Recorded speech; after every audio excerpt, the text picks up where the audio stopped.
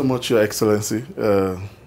Yesterday night was a beautiful time when you were honored with the Africa Peace and Security Leader of the Year. Indeed, it was. Indeed. And I'll start from there. How was the experience for you? What did you think? Well, And what advice? It was a really wonderful experience for me. I really thank the Africa Leadership Organization first, of course, for organizing these polls. And as I said yesterday, I didn't know that there was anything like going on. And when you wrote to me, informing me, that's when I got surprised. What is this? But I had difficulties at saying it's true. I was talking to Lucas and everybody else. I said, do you know this? He said, we don't know it. Then when I got the second communication, that's when I took it seriously, that then there is this seriously. So I think seriously thank you. But also I thank the people who voted for me, and make the Africa Peace and Security Leader of the Year, 2023. Of course, I have, of course, before, when I was foreign minister and after retirement, of course, I've spent a lot of time. I spent some of my time. Of course, when I was foreign minister, we were busy with the Burundi. First, we started with the Burundi crisis. And then when the Congo crisis broke out, and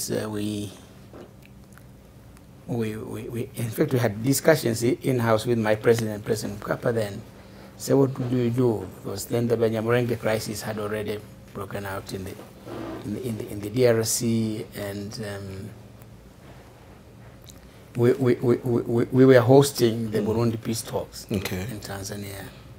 But we said this war should not be allowed to continue. Let's find ways of doing it. Then in the discussion we said, okay, maybe let's ask Kenya to host this initiative. But he said, how do we do it? Then we agreed with my president, then President Nkrumah.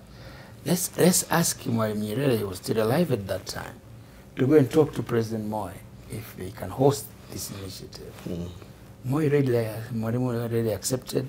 We sent him a plane, flew him to Nairobi. He had discussions, and President Moi was ready and excited about it. So that's when we had the first meeting on the Congo.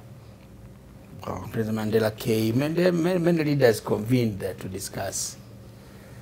One or two landmark decisions that was taken there was send a team to see President Mobutu. Okay. Yes. And then, at that time, President Mobutu was in Menton, France. Okay. He was sick at that time. And in that team of foreign ministers, there were three of us. There was me, there was Mesfin Sium, the former foreign minister of Ethiopia here, and Kalonzo Musyoka, who was foreign minister of Kenya. So the three of us were sent to see President Mobutu in France. In France. And the message was, just ask President Mobutu to announce that the Banyamulenge are Congolese. Because the issue then was are they Congolese or not Congolese? Yes, that's where the problem really started.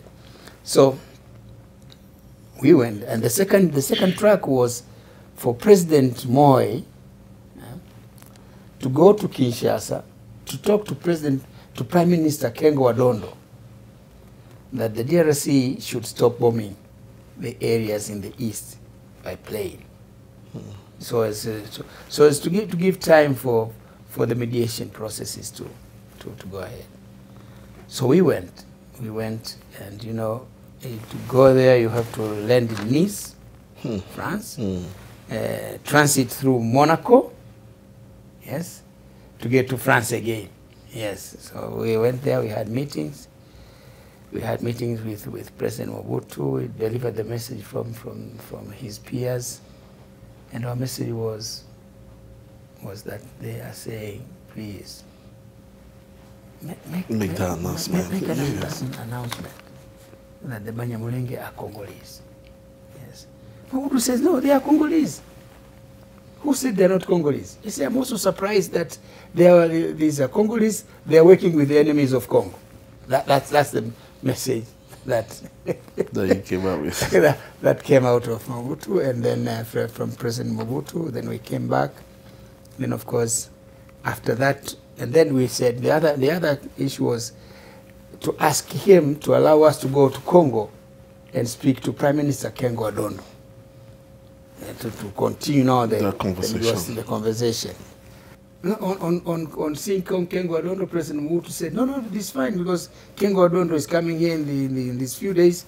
I'll just let him. You can go to Congo. So after that, we went to South Africa. We sat together, analyzed, and then we sent a delegation to Congo to see Kengo Adondo. At that time, we saw Foreign Minister Commander wa Commander to talk.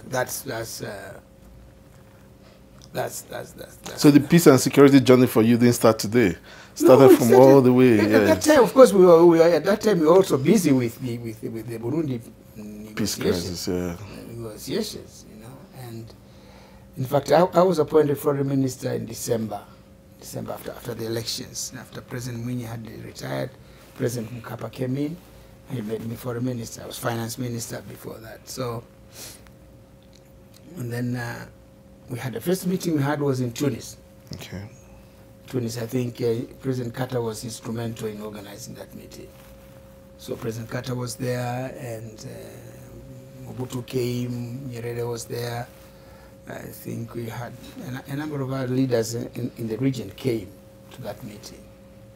And at that meeting, I think the suggestion that President Carter said was maybe President Nyerere should look after the Congolese docket, the Burundi docket, and Atete, the former president of Mali, should look at the Rwanda docket. This was 1995. The Rwanda had just come out of the 1994. That just Kagame and the companies had won. It was just a few months after that. So then we came back. On coming back, President Nyerere said, "Look here, I can help.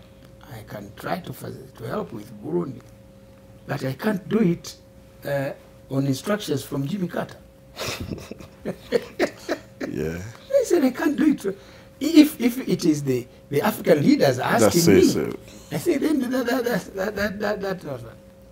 But he said, even before that, let me go to Burundi, do a fact-finding mission. I think it was immediately after Christmas. I think it was immediately after Christmas. Was it the 27th, around the 27th of December? And my president said, look here, go with Mwalimu to Burundi, because the Burundi crisis is going to occupy us.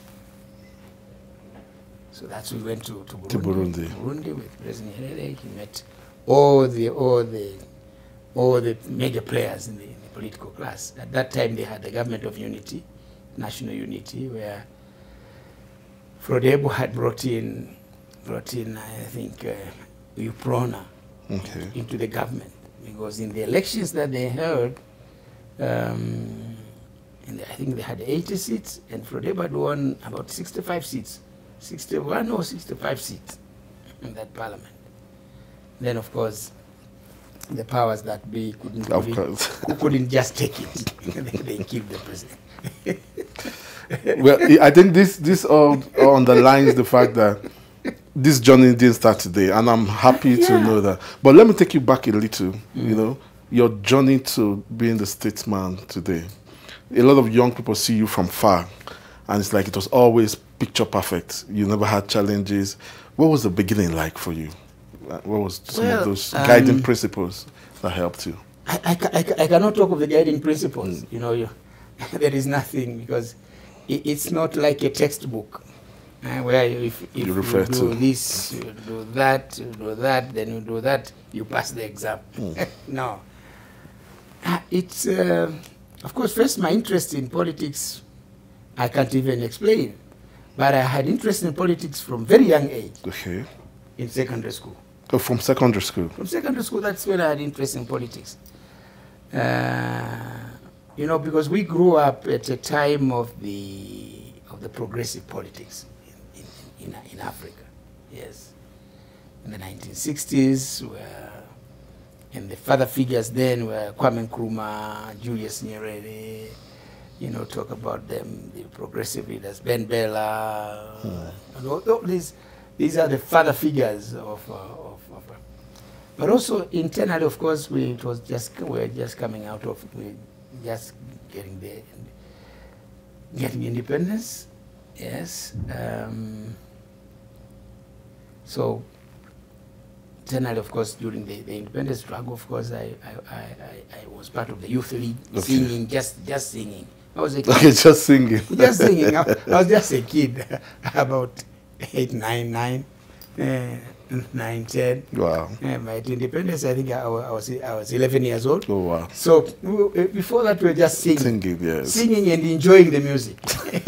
Enjoying the singing. But it was inculcating. But you were there? Yes, it was inculcating in sense because we were singing, singing against the traitors who were siding with the British, against the independence of the country. So you know, these are the kind of songs. The elders were actually writing the songs. Okay. Yes, we were just singing. Doing the singing, yes. Doing the singing. But of course, that's when I got interested. And then, of course, at school, I was a prefect. Okay. I was a prefect. Then I joined the university. But joining the University of Dar es Salaam then was really the beginning, because it was like a melting pot of politics. All the progressive teachers in the world were there. Wow. Walter Rodney, Clive Thomas, and all these guys were there. So it was really a revolutionary university. A revolutionary university, and because you know, there were the normal classes, and then there was what was called the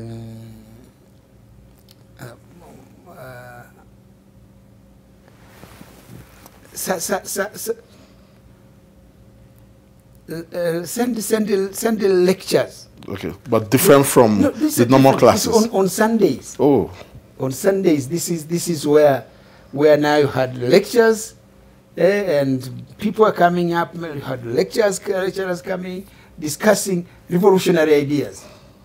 Revolutionary ideas. Wow. They're discussing the liberation struggles. Yes. And I think Walter Rodney used to call Sunday metaphysics. Wow. And students came? Yes. Yeah, it was at the university, and we used to meet every Sundays, these ideological classes, and you had students. And then, of course, at the university, we used to invite leaders. Okay. Leaders from the liberation movements coming there. I remember when I was a student leader, we had Angela Davis. Oh, wow. Yeah, we had Stokely Carmichael. Those, you know, just linking us with the others. Owusu Sadaukai, you know, those from the American diaspora now. But we had Augustino Neto coming there. We had Julius Nyerere was always coming there. He was saying the teaching classes. So he would just come there. And being the at teaching the university, just there, asking questions, and then he leaves. So we were brought up in this kind of environment. And then we became cadres, really political cadres. And of course, after leaving university, then I decided to go and work with the party. Yes. Wow. And then I started to work with the party, and then my line has always been political, that one. And then, of course, I was very active in the youth movement. Okay. The youth movement.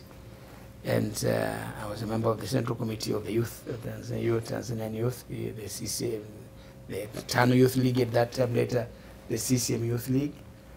And I used to, because at that time I had all the frontline states advancing the cause of liberation in Southern Africa. And also the youth movements in the event in the frontline states had their own meetings. Okay. While the leaders were meeting, we also had our own meetings. Yes, to mobilize young people to support the liberation struggle.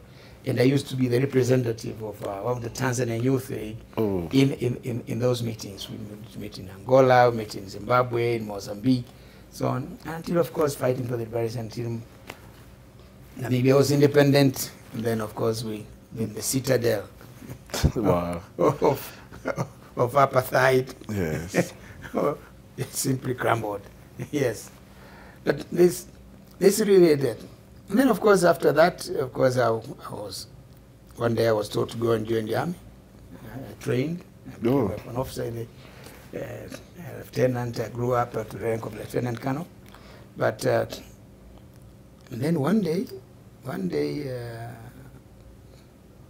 I was called by the president. He said he has appointed me member of parliament and deputy minister for energy and minerals. Oh, wow. Yes. So that is really how. Of course, it shocked me. It shocked me because I never thought of it. My interest really was to develop my career in the party and in the military. But then this is another line. But that is where now I took the path that later took me to the presidency. The presidency. To the presidency. Wow, what an interesting story. I'm sure a lot of people have never heard this. No, but you talked about progressive politics in those days, yes, and its impact on you. Even when you were just singing, something was getting in. Is that happening at this time? Would you say we have stuff like that? Not much. Not much. Not much. I think now it's liberal democracy. Well, when you get into politics, I know you were just, I saw active participation, I saw loyalty to the party, supporting the leadership in the time. But when you became minister, when you were over the shock, did you at any point decide to say, okay, I'm in politics, this is the kind of politics I want to play. This is what I want to be remembered for in politics. Was there some kind of vision you had for your political journey? Of course, even before that, you know, among during those progressive years at the university, really I used to read a lot about the books by Kwame Nkrumah. Of course, Julius, Nyerere were the books that I have been reading passionately. Yes, but of course, Frantz Fanon was one of my other mentors. Yes, Kwame Nkrumah, Frantz Fanon, yeah. Amilcar Cabral. Wow. So you had time to read. Oh yeah, I was a profusive reader. Wow. I used to read a lot.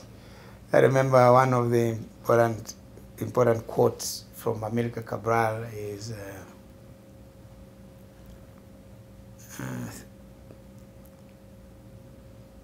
theory without practice is empty, and practice without theory is blind. Oh wow. That's worthy of note. In his chapter on the revolution in Guinea. Theory without practice is empty. It's empty. And practice without theory is blind. It's blind. That's deep. Yeah, you know, Amilcar Cabral was one of those books by Amilcar Cabral were loaded. And they guided, I could see, they impacted your leadership. Yeah. And then Frantz Fanon, the wretched of the earth. You know. Wow. But looking back, are there any defining moments or decisions or moments that stand out in your journey that you look back and you feel, yes? As I said, when the president told me that he has appointed me to be a member of parliament because ours is the Westminster model. Okay. You have to be a member of parliament to be a minister. To be a minister. The president had 10 seats. Okay. Of nomination, so he gave me one of those nominated seats, and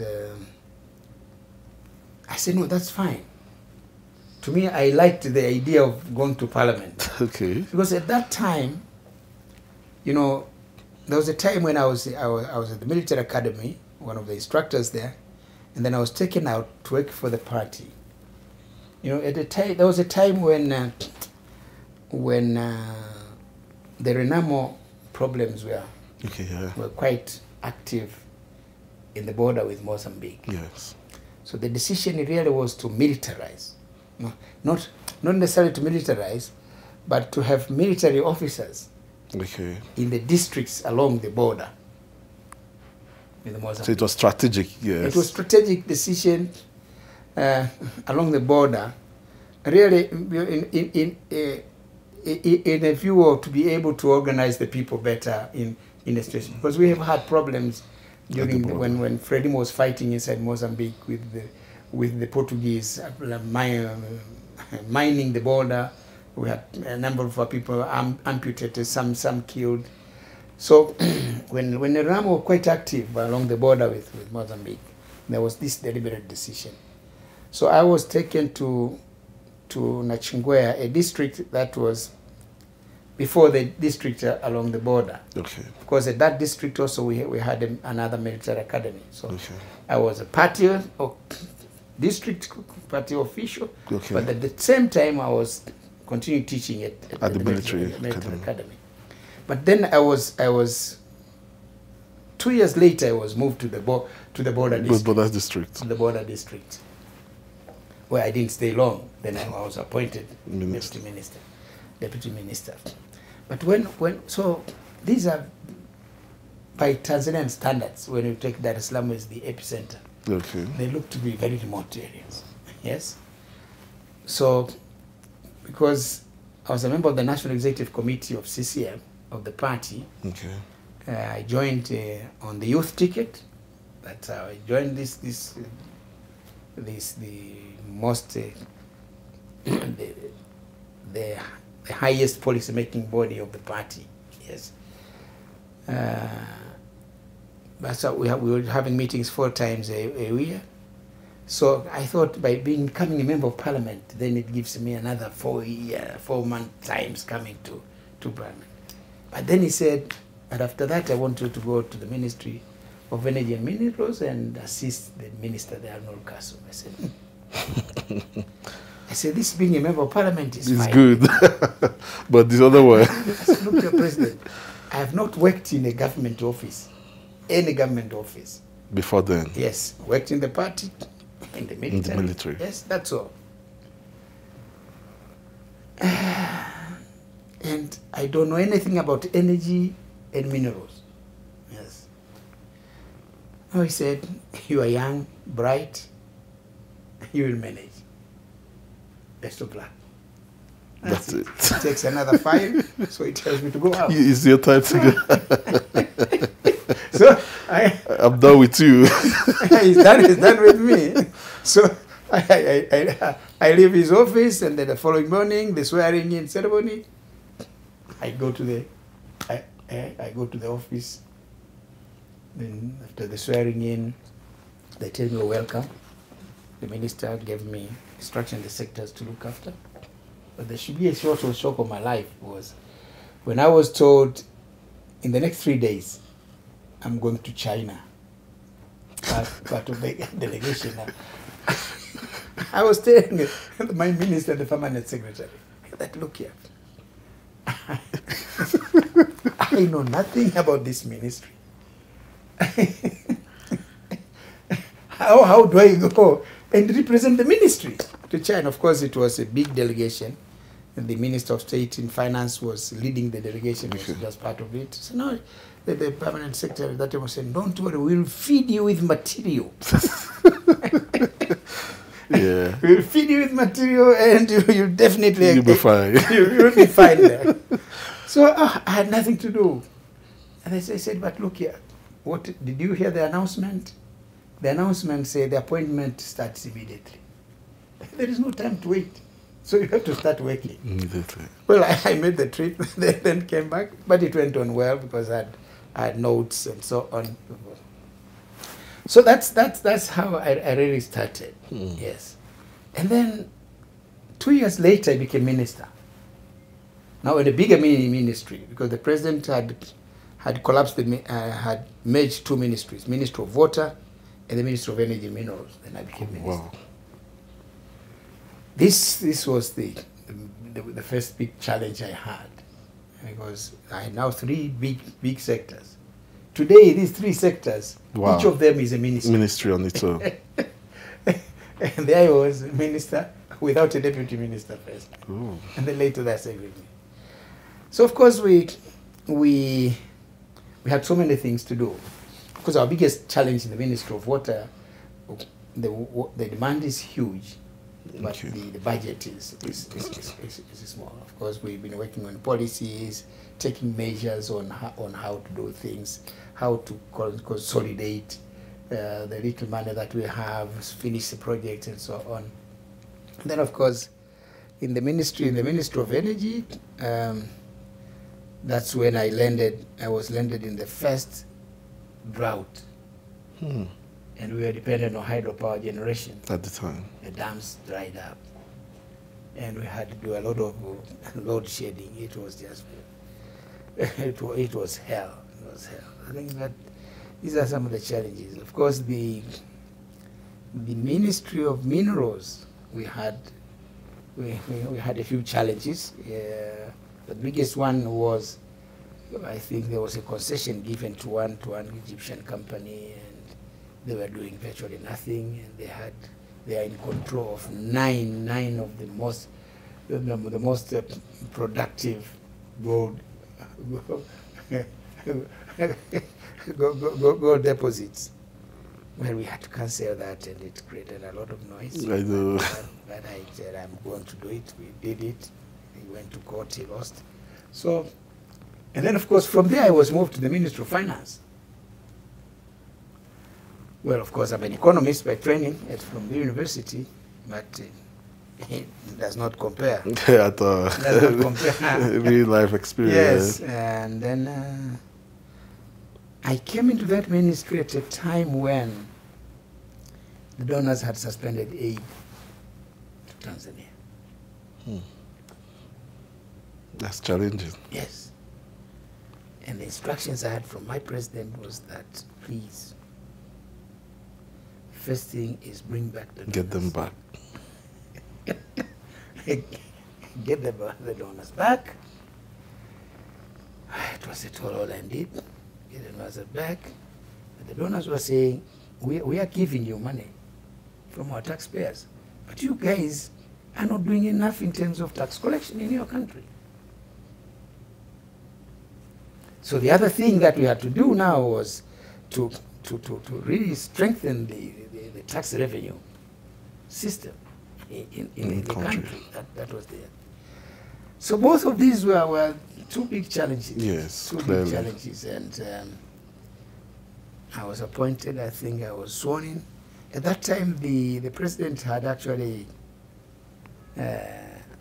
dissolved the cabinet. Okay. He had appointed the first vice president and prime minister, and I was the second minister who was appointed, sworn in, and asked to go to Paris. Immediately. Go and talk to the donors. To the donors. So that is, it was quite a challenge. Of course, we had these meetings. Of course, because I was new, I gave them just a lot of promises that we are determined to do it differently. And then, of course, back home, then we had to do a lot of, we had to deal with the expenditure side. Okay. Expenditure side. Came up with what came to be known, we came to the cash budget that would not spend more than what we have collected the previous month. It was really tough, I can assure you. It was hard. But there was nothing we could do. And then, of course, we had to reorganize the revenue collection systems and so on. We came up with a new outfit. So that's it. I think that's it. And of course, the other thing which was of interest, this is the time when we came up with the registration of the central bank. A new registration of the central bank, giving the bank powers on monetary policies. The power to say no to government if they want to borrow. Oh, wow. Because at that time we were really depending on government borrowing. And because of that, it is just pushing inflation. It was inflation that was actually being pushed by the government borrowing. But at the same time, because we put high interest rates on treasury bills, banks were not lending money. They were also speculating on treasury bills. So it was really recipe for yes. It was really hard for the economy. It was really hard for the economy. So we had to do a lot of work on really reorganizing the macroeconomic environment at that time. Inflation was 28%. Oh. Yes, 28%, and we had really, how do we push down inflation? Because we are really, the government was still surviving on borrowing, on bank borrowing, on treasury bills. Yes, of course, you use these measures if you want to mop up currency, excess currency in the economy. But this was the means of the government now to survive. Recipe for economic disaster. So they were tough times, of course. So we came up with this legislation which gave the bank the authority, the power to say no to government if they wanted to borrow. Well, it went well with me. With my time with my president, with President Nkrumah, and then my successor, I was not amused with it. Well, I would love to hear more, but let me talk about your presidency. Yes. You were president for 10 years. I was president for 10 years, yes. That's amazing. And you literally rose from the ranks through the political system and rose. But as president, what would you consider your proudest achievement, or achievements, let's say? You know, when I was nominated candidate of our party, I established a team of advisors. Okay. Because the party has its own manifesto. But I also set up a team, my own team. I think it was headed by the Vice Chancellor of the University of Dar es Salaam, one of the bright minds. And then I had another team on health, headed by the Vice Chancellor of the medical school. Yes. So this one was advising me on health. This one was advising on the general issues. Okay. Of course, they said, but what are your own focus? I said the first thing is I consider as important channels is holding the country together. I said this is my first priority, because you know we are a country. First, we are a country made up of two countries. Yes. People's Republic of Zanzibar and the Republic of Tanganyika coming together in 1964, forming the United Republic of Tanzania. So holding the country together is itself a challenge, because there was a lot of issues relating to the union arrangement. The union arrangement. Particularly there were complaints from the Zanzibar side. Yes. Of course, there were complaints also on the mainland side, but they have their own government. Where is ours? Where is ours? We also want our. We also want our government. So I said that was one of the tricky things. But we are a country of 120 tribes. Subscribing to all the major religions. There are Muslims, there are Christians, and we have Hindus, Indians, and so on. But we had a sizable population of Tanzanians who were non-aligned. They belong to no religion. They're just roaming the country, doing their own things. So, and the multiracial. There were Africans, there were Arabs, there were Indians. Yes, there's very few white men also there. So, I said this one itself is a mammoth task that I made clear that this to me is a priority agenda item. How to keep the country unified, remain unified, peaceful. That was my first item on the agenda. Then, of course, the second was the economy. Okay. The economy. Of course, having been finance minister, have had that experience and the problems that we have gone through, I said to me, maintaining macroeconomic stability is a priority item. Of course, that they needed to come up with sound economic policies. Yes. Sound economic policies that are going to make sure that is actually happening. Then, of course, addressing pertinent issues, challenges that, of course, we had to look at the social economic sectors, the infrastructure. We had to look at education. We had to look at healthcare. All this. So this to me was my general focus, and I'm glad that the teams really helped me a lot come up with ideas. Of course, there was the instructions from the party that we should do this and this and this and this and this, but I had also my own thinking. And this is the message that I really enunciated when I was opening Parliament on the 30th of December 2005 when I became. You took over. So that's really. And you achieved those objectives. Well, I did a lot. Of course, we on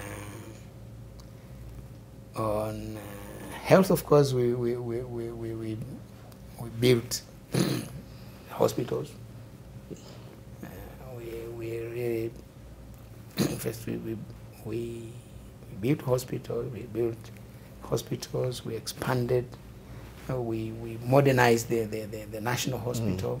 Yes, the idea really was to reduce the number of people we were referring abroad for treatment. And one of the diseases has been the cardiological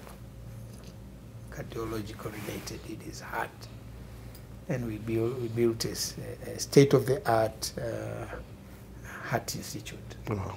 And I think now if somebody wants to go to India for it is his It's your choice. But most of the people are being treated there. We build capacities in the neurosurgical area, because we in the area of nephrology and so on. So we upgraded the regional hospitals, the district hospitals. We increased the number of dispensaries. The idea really, the policy we had was let people have a health facility within a radius of 5 kilometers. A radius of 5 kilometers. Which meant we had to build many dispensaries in the villages, upgrade the ward center and so on. So I think we've done a lot of work in the health sector. Of course, our biggest challenge then was for every doctor, we had one doctor for 30,000 people. And one nurse for 23,000 people. So it's really, it's a challenge. I know, you know. So we had really to expand on training. Okay. On training, because you have to manufacture more doctors, more doctors. Of course, we did a lot now on education. Of course, our first challenge was only 6% of all boys and girls can transit from primary school to secondary school. 6%. And in the party manifesto, we had instructions, we have to build a secondary school in every ward. Yes. And how do we do it? He said, we have to work with the communities. Mobilize the communities. Because we had over 3,500 wards. So what do? We have to mobilize the communities. Let's work a public-people partnership. The PPP. Yes. Yes. This one, the other one is public-private partnership, but this one is public People. People, partnerships. Let's talk to the communities. Let the communities build the schools. Build the structures. The structure. The government will do the roofing. Oh. Solid PPP arrangement there. Yes, the government will do the roofing. And then the government will provide the teachers, the teaching materials, the learning and teaching materials. So that's one aspect, and it was amazing because the response of the people was phenomenal. Because it really concerned them. Yes. That every time they sit for the primary school exam, the result is that every household, children are crying. I have failed, I have failed, I have failed, I can't go to secondary school. So when we say let's have this cooperation, this PPP, the response was phenomenal. At some point that was so, the response was so big, and we had problems. The Minister of Education came to me, but President, these secondary schools now are being built like mushrooms. Imagine all over like the mushrooms, place. but we don't have the teachers. Oh, wow. At that time, our universities were only producing 500 teachers in total. And we now had over 1,000 schools built. And then by the time I left, we had over 3,000 new secondary schools built. Then we had to do something about that. I said, then, but one of the decisions that I took, which was not part of the party's manifesto, was to build the university. Okay. Yes, because when we sat with this team, my advisory team, when we looked at higher education, they said, we expand higher education in the existing universities. They said, no, that is fine, but we have to build a new university. One. To be able to generate more people to feed. They said, build a new university and a big one. And that was done. Yes, so that's it. So when we built this new university of 40,000 students, it's a huge university. Yes. Then we said, okay, fine. One of the big schools there will be the School of Education, so that we can manufacture products. Wow. But the other is, there are private universities, mainly built by the faith-based organizations. So I convened a meeting with the Christian Council of Tanzania, Dodoma. I met them because they are the owners of the Catholics and the Lutherans and the Pentecostal churches. I think Pentecostal did not have a university, but the Catholics and the Lutherans had universities. They said, okay, fine, let's get into a contract. You establish faculties of education. My undertaking is that we in government are going to employ the teachers. Oh, wow. Even though they were private universities? Private universities. Private universities, we will employ the teachers. We expanded in our own universities and so on. That is how we were able to close the gap. That is how now I think by the time I left office, every boy or girl who sits for a primary school exam and passes, they have a place at the university, at a secondary school. So the numbers just mushroom. But I think that we have just a few questions left, just 2 or 3 more left. Yes. But it speaks to your passion for education today. And I can see where it's coming from. But looking post-presidency and looking at education on the continent, what do you see as the way forward, knowing the challenges as they Of course, well, let me just finish. On infrastructure, one of the promises I made was that we are going to connect all the regional headquarters with tarmac road. Oh. Yes, when I said this, people are saying, hey, now CCM, our party, has a presidential candidate of promises. But I'm glad by the time I left, this has been accomplished. Oh, wow. And you know, we have a huge country. It's 945,000 square kilometers. The road network in the country is 85,000 kilometers. Of course, we have the trunk roads that are connecting the regions. but we were able to connect the regions. Now my successors, their preoccupation now is to do the roads that are going to link, linkages, and then of course now take tarmac roads to the district headquarters. So that's it. We built bridges. Yes, we built a new airport terminal. So we you touch on all the key. That's why the point I'm saying is, in the 10 years I've been president, we've been able to do so much. I don't think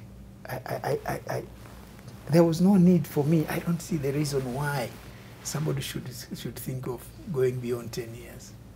If you get there organized, you have an agenda before coming in, and you pursue that agenda, there is so much that we can do. That can be done. There's so much that you can do, and you leave the rest to the others. I left, and the others now are continuing, finishing what they're doing. They are now doing much more. Yes, they're now doing much more. They're building a standard gauge railway. My conception of the standard gauge railway, which was mine, was that but now they've done it even better. It's electrified. And that's the beauty of this right succession, yeah. Of course, really, because if I remained in office, that standard gauge railway would have been built, but would not have had electricity. Because you have used because my thinking was just it was not electricity, no. Now we get a new man, Magufuli comes in, he says, no, sir, we are going to build this railway, but we are going to electrify the railway system. Wow. Now, so, this is the beauty of succession. Yeah, the beauty of succession. This is a powerful message to our leaders in Africa today. I'm happy you're bringing it up. But I still want to bring it back to education on the continent. Yes. One of our gaps with the rest of the world is skills and talent gap. Yes. The quality of education on the continent. Even if the last question you answer, I'll be happy. You've done so much in global partnership for education. You're being sought after everywhere. What can we do to make education in Africa work for the future? I think what we should really do, the first thing is increase budget for education.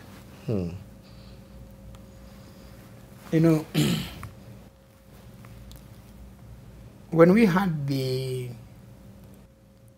fundraiser for GPE in London, when Boris Johnson was Prime Minister, as I said, because this institution was created by the G7.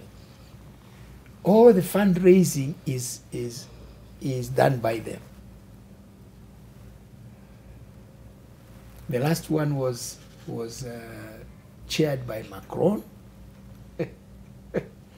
and before the London one was chaired by Johnson. Now we are working on another round of replenishment.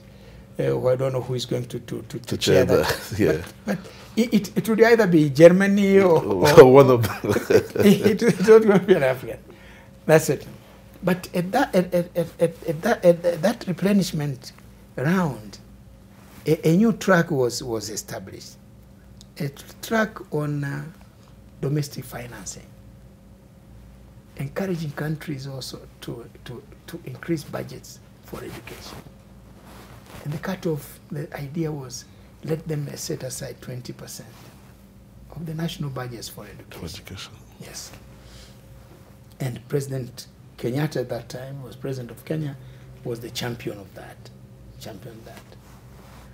At that meeting, and again in another meeting in Dubai, we had 20 countries that have signed. 19 of them are in Africa. I think the other one is Kazakhstan or so.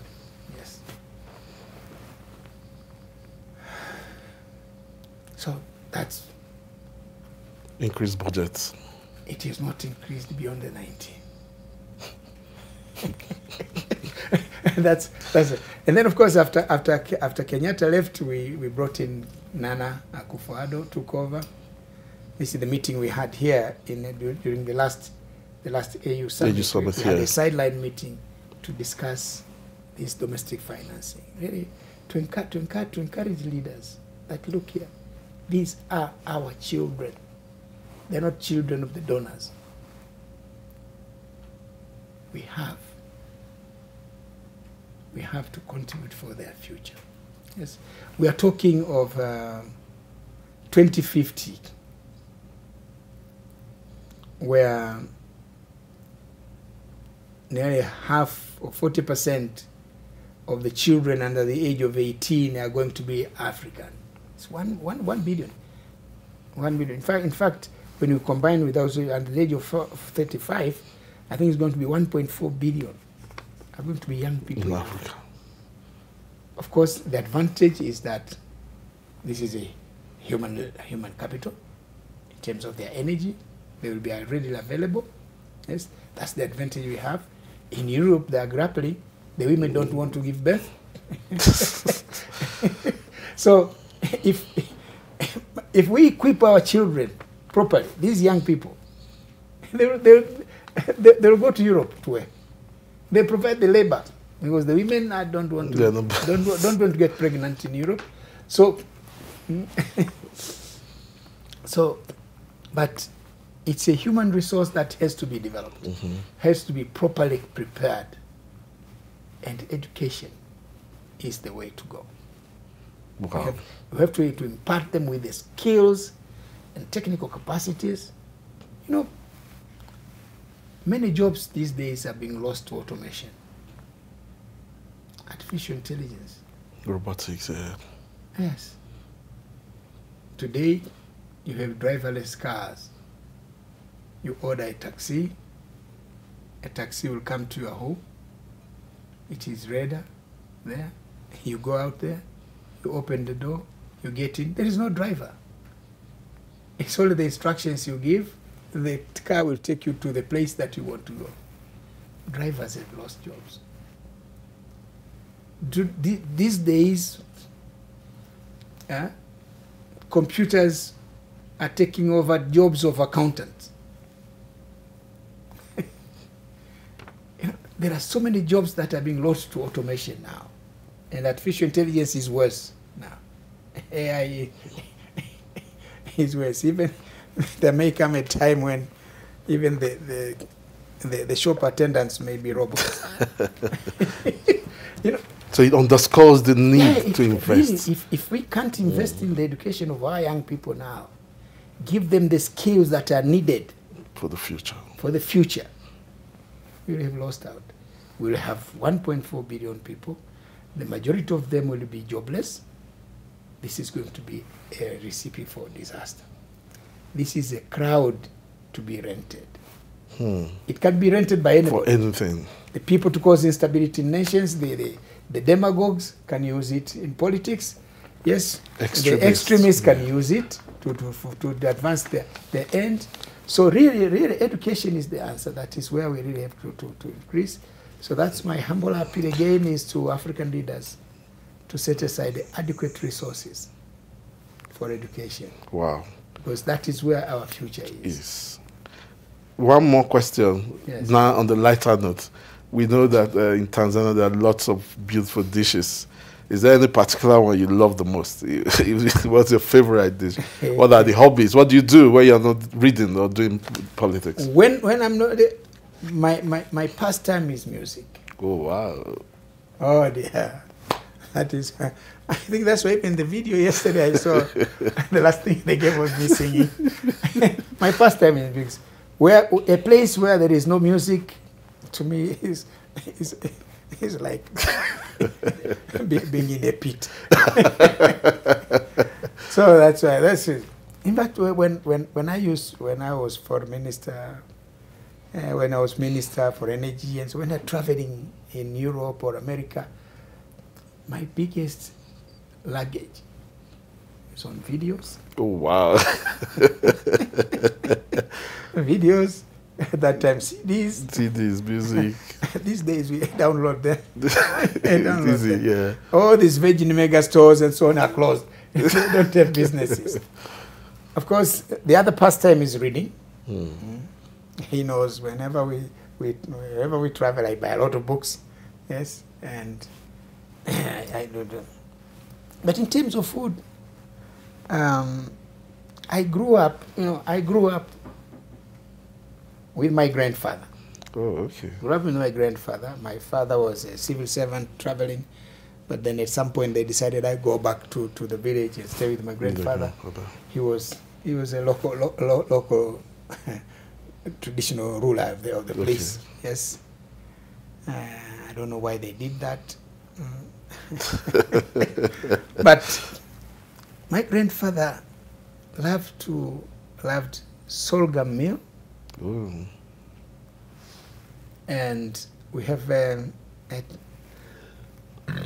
traditional vegetable. Yes, we call it mlenda. Yes, when you mix that with cook that with either beans or cowpeas and so on. So that's my favorite. Or chicken. Oh wow! Yes. So that's, of course, now at some point, of course, during my medicals, they said my uric acid levels are high. I think the time when I was at the military, you know, the military academy was in Maasai Land, and Maasai Land they eat meat. So I developed a lot of habit of eating meat, goat's meat and so on. So I think that's where, with the red meat, then they prohibited me from red meat. From red meat. There was a time I was resisting it when I was first told. Then I thought the doctors were not right. But when I tried it, then you find the joints itching here and there. Then I gave up. I had to surrender. Yes. So now I'm more into the fish. Fish and chicken. Fish and chicken. That's my favorite dishes. Rice, fine. In the afternoon, I will eat the sorghum meal or the maize meal. But in the evening, I have some rice. Yes. When I'm in Nigeria or in Ghana, it's jollof. Okay, I like that. I enjoy the competition between you. Who has the best jollof? Gambia too is in the fight. Everybody says it's Ghanaian, it's Nigerian, it's Gambian. So I said, but to me, it's jollof rice. Yes. Yes, and in Senegal, tibojen. Oh wow! But it's too chilly. So. Well, thank you so much. I enjoy fresh food. Of course, mine, of course, I eat a lot of tubers. The cassava, the sweet potatoes, the pumpkins. Okay, yes. Those are my favorite. I'm not very much into rice. Yes, I eat rice, but it's where there is rice and the plantain, of course. Okay. Plantain is where, if there is no sorghum, plantain is my number one. Yes. If there is no plantain, then I'll go for some rice. Oh wow! But if there's plantain, there's banana there is sweet potatoes, there is cassava boiled. But also cassava that is pounded into. Okay. Yes. What's that called? Pounded cassava. Yeah, go to ugali. Okay. Ugali, Okay. of course. Okay. This one is the cassava ugali is called ugali wa bada. Yes. Oh, okay. And then the sorghum ugali wa mtama. The sorghum is mtama. Okay. And then the maize meal is ugali wa maize, is ugali wa mahindi. Wow. So that's my. Thank you so much, Your Because when I was Excellency. young, I used to play basketball. Oh. I don't have the stamina anymore now. I'm Basketball. I'm only a patron of the Basketball Association there. Tanzania, that's it. Wow, that's great. That's great. Okay. Thank you so much, Your Excellency. Any last words? Any last words before maybe an advice to young people, to leaders? Anything? Last word. That would be the last. Well, of course, the last thing I would say first, of course, I tried. I had a shot at the presidency twice. Before you finally got it. Of course, once we first. Okay, yeah. The first time was in 1995. I had a lot of support of young people. That's when the young people decided, now we go for it. So there are two of us. One was eliminated in the process one, and I went for the full run until then. I won the first round. Oh. I lost the second round. In the second round. I think the first round I was short of 40 votes. 40 votes? Yes, but I was glad. I was glad I didn't win, because at that time I was... Oh, you were glad you didn't win? At that time, at the end of the day, when I became president, that's when I just realized, I'm glad I became president in 2005. Yes. Because I said, I was very young, I was 44 at that time. Yes, of course. But then that's it. But why did you feel you're happy you didn't win the first time? Any particular reason? No. After becoming president, that's when I realized that I think at that time I was not well prepared. Not ready. But after winning the ballot and then losing the second one, that's when I took interest seriously and prepared now for the president. I looked at the issues. At that time, it wasn't much of the issues. It was the elders saying go, the young people said go, and then so we went. But fortunately now, after 1995, the 10 years of President Mkapa gave me time now to think over the issues.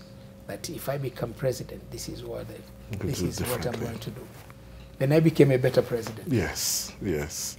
Thank you so much, Excellency. It's been a pleasure speaking with you. Thank you. And we know we don't want to keep you longer than this, but thank you so much, Excellency. No, I should thank you for giving me the opportunity to come for the award. I see there is so much in the social media back home. There's the photographs. Oh, wow. I'll need to monitor it.